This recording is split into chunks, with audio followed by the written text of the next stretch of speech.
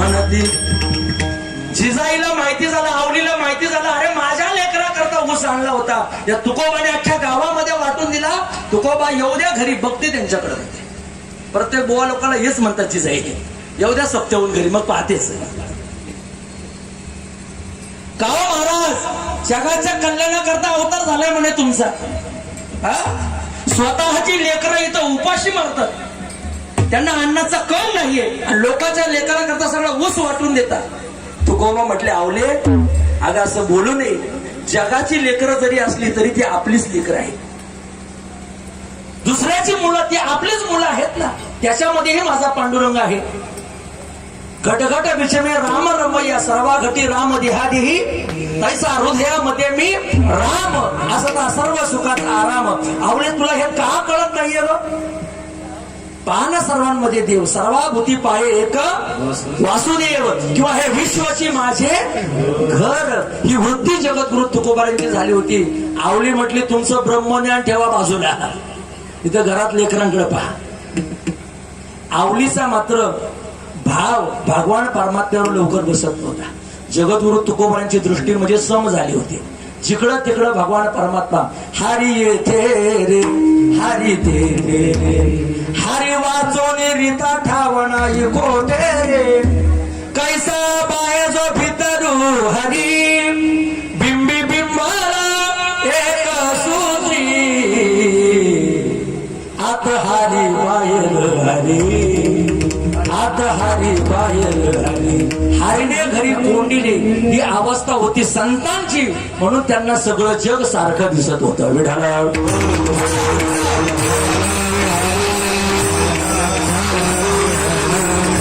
हो, नाथ बाबा म्हटले, तुम्ही देवाकडे जात असताना, रास क्रीडेचा आनंद घेत असताना गर्व मात्र बाजूला सोडा. सर्व गर्व सोडून बाई, गर्व फक्त एकाच गोष्टीचा माणसाने करायचा, याचा धरीन अभिमान करीन आपुले जतन. परमार्थाचा गर्व धरा. आणि अजून एक थोडस व्यावहारिक दृष्ट्या बोलतो, आपण हिंदू आहोत याचा सुद्धा माणसाने काय धरा, गर्व से कहो हम हिंदू हे. आणि जर हे वाक्य तुम्ही बोलला नाही ना, मला वाटतं अजून 4-5 वर्षाने तुमच्या डोक्यामध्ये गोल टोपी येणार आहे. हा लक्षात ठेवा, सावध व्हा, लवकर त्या ठिकाणी करावी तातडी. गर्व सोडा, सर्व गर्व सोडून बाई चला हरिपाशी. काय काही माणसं इतकी गर्विष्ठ राहतात. एका गाडीवर मी नाव असलं, प्रमोदजी नाव असं होतं, माझ्याशी वाकडं स्मशानात लाकडं. म्हटलं वा रे वा, किती कट्टरता आहे. अभिमान हा माणसाला परमार्थामध्ये कधीच नसावा. ज्ञानोबा म्हणतात, नवल अहंकाराचे गोठी, विशेष न लगे आज्ञाना पाठी, सज्ञानाच्या झोंबे कंठी नाना संकटी नाचवी. महाराजांनी विनंती केली, गवळणीनो अगं अहंकार नका धरू, चला निरअहंकार व्हा, वृत्ती त्या ठिकाणी अहंकारी बनवा आणि भगवान परमात्म्याकडे चला. सर्व गर्व सोडून बाई चला हरिपाशी. तिथं गेल्यानंतर काय व्हाल, तुम्ही परमात्म्याशी एकरूप व्हाल. द्वैत भाव निघून जाईल आणि तुमचं जीवन एकरूप करून टाकाल. द्वैत भाव ठेवून पाहिजे, हरी रूप होशी एकरूप ओंकार. आणि असं झाल्यानंतर तुम्हाला सगळीकडे विश्वामध्ये तो भगवान परमात्मा भरून उरलेला दिसेल. शेवट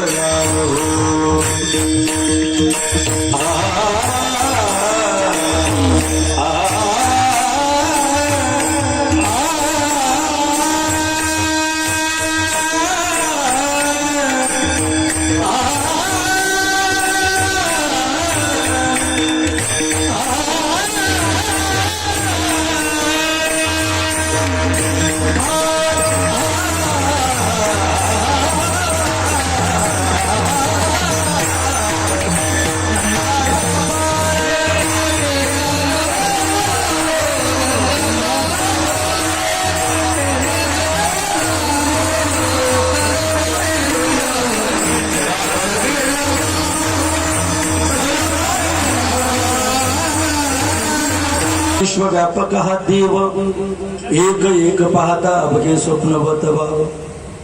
भगवान परमात्मा सगळीकडे व्यापक आहे. हरी व्यापक सर्वत्र समान. भगवान परमात्मा चराचरामध्ये व्यापक आहे.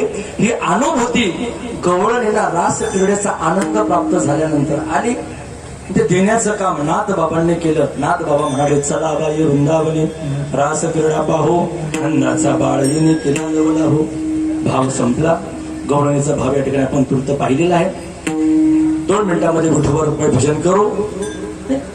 भगवान परमात्म्याचं थोडंसं चरित्र पाहून काल्याच्या कीर्तनाला आपण समारोप करणार आहोत. सर्वांनी हाताने टाळी वाजवा आणि मुखाने त्या परमात्म्याचं भजन करा.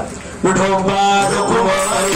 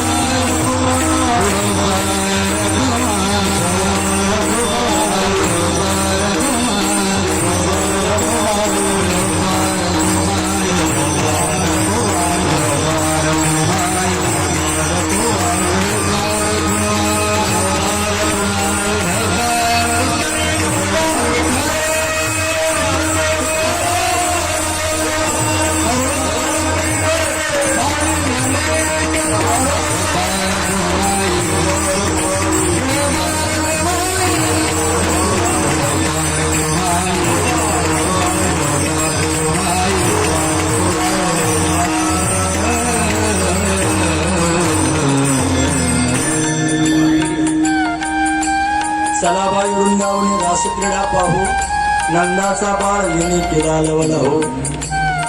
भगवान परमात्म्याच्या चरित्राचं आपल्याला वर्णन करायचं आहे. परमात्मा किती सुंदर आहे, किती सुंदर आहे.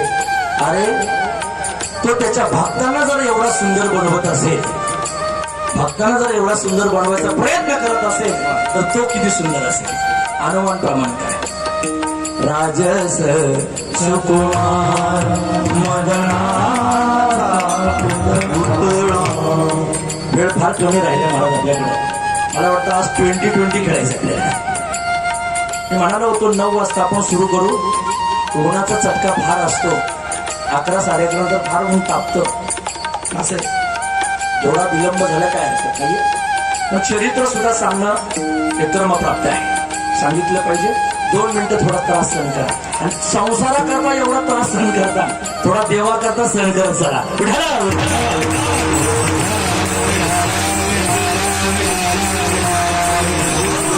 प्रपंचात वाटेल तेवढे चटके खातो बरोबर ना.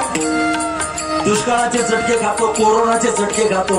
मला वाटतं या चटक्यांपासून जर वाचायचं असेल तर हा परमात्म्यातला सुटका घ्यावाच लागेल.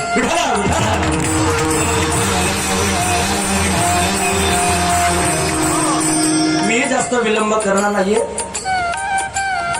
2-5 मिनिटांमध्ये भाव सांगून पुढे आपण थांबणार आहोत. भगवान परमात्म्याचं चरित्र हे आगाध आहे. असं म्हणतात पृथ्वीचा कागद केला, समुद्राची शाही केली, मेरू पर्वताची लेखणी केली तरी त्या भगवान परमात्म्याचे गुणानुवाद लिहिले जाणार नाहीये.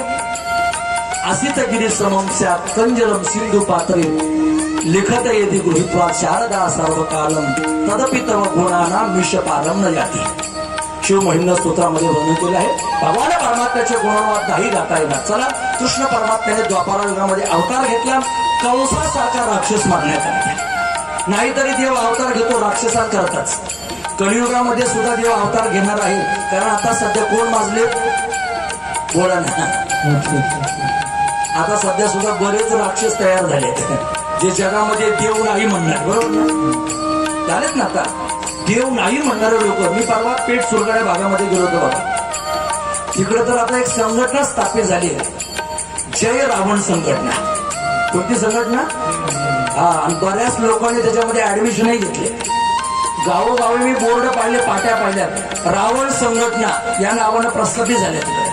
सांगा आता रामाचं राज्य येईल तरी कुठून?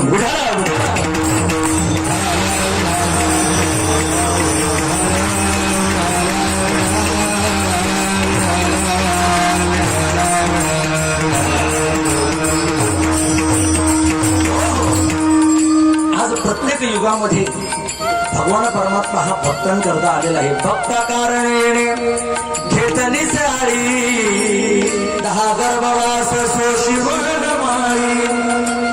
ऋषी करता भगवान परमात्म्याने अवतार घेतले. त्यापैकी हा द्वापार युगामधला अवतार आहे.